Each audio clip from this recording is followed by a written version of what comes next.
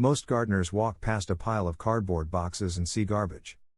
You are about to walk past one and see the most powerful soil amendment you have never paid for. That shift is exactly what separates gardeners who struggle year after year from the ones whose plants look almost unfairly good. Today on Gardening Like a Pro, I am going to show you how to transform ordinary shipping boxes into dark, crumbly, nutrient-loaded soil in exactly 7 days. No months of waiting. No expensive bags from the garden center. Just cardboard, a few natural ingredients, and 7 days of letting nature do what it does best. If this is your first time here, hit subscribe right now so you never miss a tip like this one. Before we get into the method, let us clear up the biggest myth in home composting. Many gardeners believe cardboard is industrial waste that will contaminate or smother a garden. The reality is almost the opposite.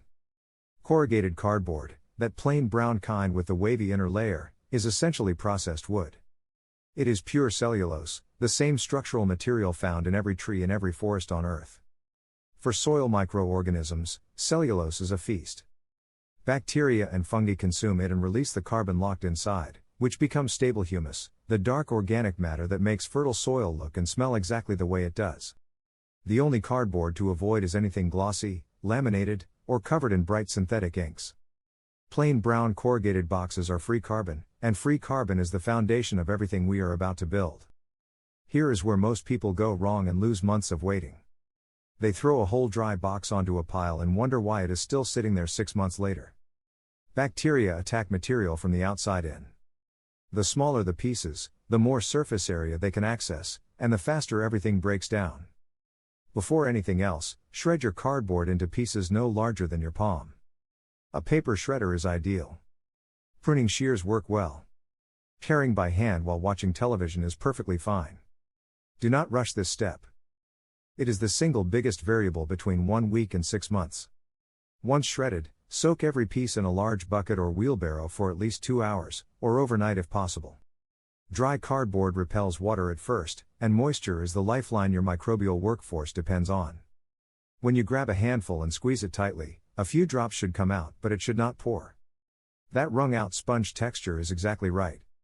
Wet shredded cardboard provides carbon energy, but bacteria also need nitrogen to multiply. Nitrogen comes from green materials. Fresh grass clippings are ideal.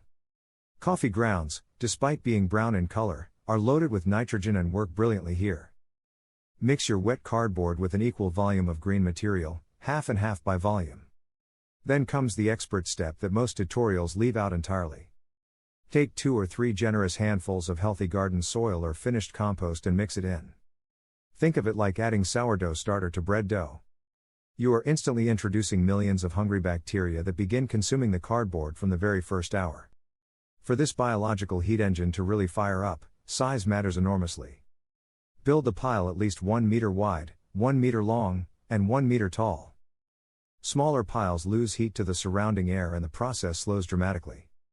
Layer it as you build, wet cardboard, then greens, then a sprinkle of soil starter, then cardboard again. Keep going until you reach that 1 meter height. On day 1, nothing looks dramatic from the outside. Inside, the bacteria have water, oxygen, carbon, and nitrogen. They eat and multiply every 20 minutes. By the end of the first day, the center will feel warm to the touch. Day 2 is when the magic becomes visible. Approach the pile early in the morning and you will likely see steam rising from the top. This is water vapor produced by bacteria working at temperatures between 60 and 70 degrees Celsius in the core.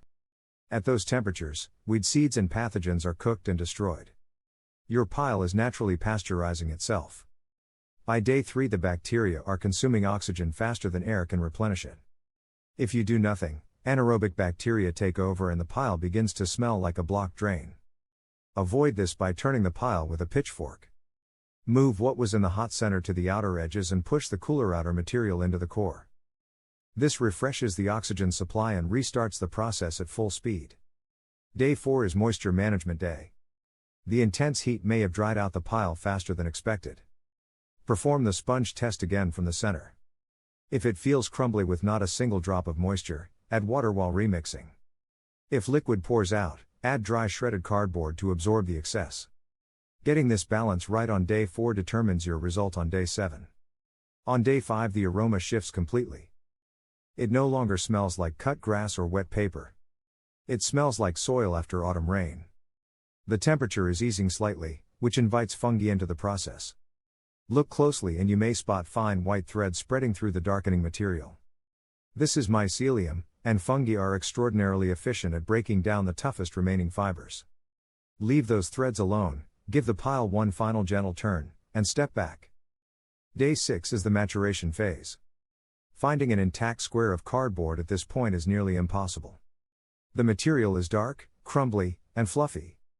As temperatures return to normal, earthworms begin arriving from the edges. They are the final refiners, pulling nutrients deeper into the structure. The color has shifted to near black, which is the color of stabilized carbon and real fertility. On day 7, pick up a handful of what was a shipping box 1 week ago. It crumbles between your fingers while still holding moisture, and it smells like an ancient forest. For potted plants, replace the top 3 to 4 centimeters of old soil with this finished compost, and every watering will carry nutrients straight to the roots. For raised beds, spread a layer 5 to 10 centimeters deep around your vegetables as a mulch. It retains warmth, reduces water evaporation, and feeds the soil slowly as earthworms pull it deeper. One step worth doing before you begin the whole process: strip off all packing tape and plastic-coated labels. Bacteria will eat the cardboard right around the plastic, and you will end up with strips of it contaminating your finished compost.